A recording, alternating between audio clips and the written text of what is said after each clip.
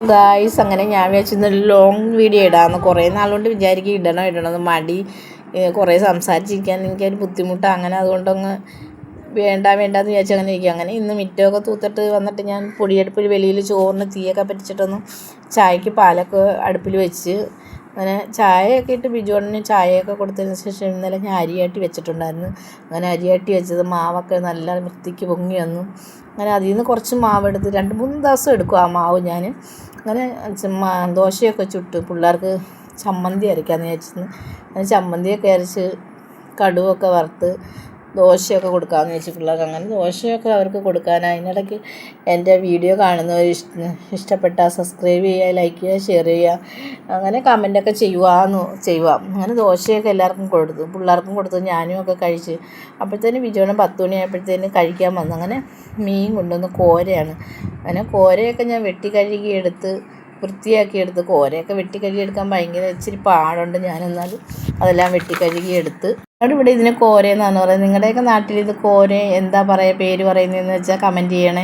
അങ്ങനെ ഞാൻ വെളുത്തുള്ളി ഇഞ്ചിയൊക്കെ എടുത്ത് ഞാൻ പാത്രത്തിൽ വെച്ച് വെളുത്തുള്ളിയൊക്കെ ചതക്കി. ഇതിനെ കുഞ്ഞാറ്റ ചതയ്ക്കുമ്പോൾ ഞാൻ വഴക്കുറയും പാത്രം ചീത്തയാകുമെന്ന് അവൾ പറയുന്ന. അതിൻ്റെ ഇടയ്ക്ക് കൂടെ അമ്മ ചതയ്ക്കാൻ പാത്രം ചീത്തയാവത്തില്ലയോ എന്നൊക്കെ ചോദിച്ച്.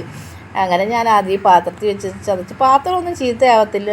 അങ്ങനെ വെളുത്തുള്ളി ഇഞ്ചിയൊക്കെ ചട്ടിയൊക്കെ വെച്ച് വഴറ്റിയെടുത്ത് മുളക് പൊടി തക്കാളിയും പച്ചമുളകൊക്കെ ഇട്ട് അതൊക്കെ ഒന്ന് വഴന്ന് വന്നപ്പോഴത്തേന് 2 സ്പൂൺ മുളക് പൊടി, 1 സ്പൂൺ മല്ലിപ്പൊടി, 1 ടീസ്പൂൺ ഉലുവാപ്പൊടി, 1 ടീസ്പൂൺ മഞ്ഞൾപ്പൊടി എല്ലാം ചേർത്ത് അതിൻ്റെ പച്ചമണമൊക്കെ ഒന്ന് മാറി വന്നപ്പോഴത്തേന് നല്ല വഴറ്റി വെള്ളമൊക്കെ ഒഴിച്ച് പുളിയൊക്കെ പിഴിഞ്ഞൊഴിച്ച്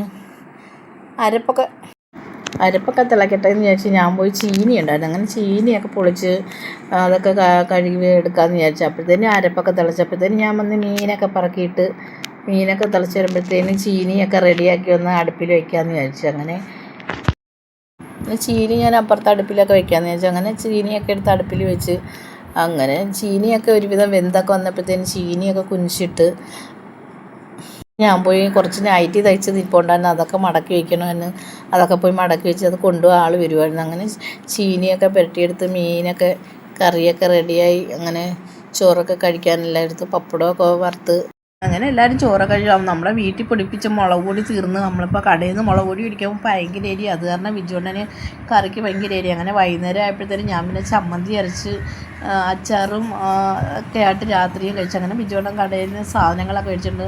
അതുകൊണ്ട് ആ മുളക് പൊടി ചേർക്കാനായിട്ട് ഞാൻ കാശ്മീരി മുളക് പൊടി മേടിപ്പിച്ച് അതിന് ചേർത്ത് എടുക്കാമല്ലോ എന്ന് വെച്ച് അങ്ങനെ തേയിലയും പഞ്ചസാരയും. ഇവിടെ കുറേ ചിലവാകുന്നത് പഞ്ചസാരയും വെളിച്ചെണ്ണയൊക്കെയാണ് കൂടുതൽ ചിലവാകുന്നത്. അങ്ങനെ സാധനങ്ങളൊക്കെ ബിജുണ്ണൻ മേടിച്ചുകൊണ്ട് വന്ന് അങ്ങനെ ഞാൻ അതെല്ലാം എടുത്ത് വെച്ചിട്ട് ഇന്നത്തെ വീഡിയോ ഇത്രയേ ഉള്ളൂ. ടാറ്റാ, ബൈ.